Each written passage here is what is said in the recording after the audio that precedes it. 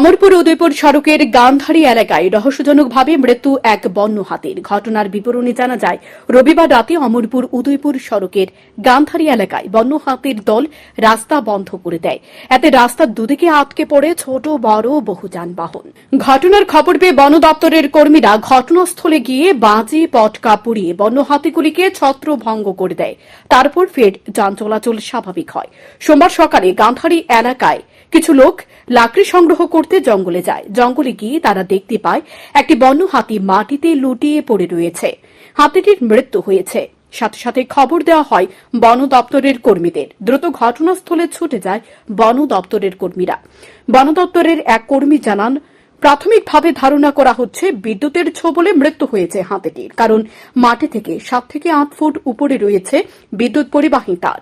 ধারণা করা হচ্ছে হাতির সুর বিদ্যুৎ পরিবাহী তারের সংস্পর্শে চলে আসে, যার ফলে বিদ্যুৎ পৃষ্ঠ হয়ে মৃত্যু হয়েছে হাতিটির।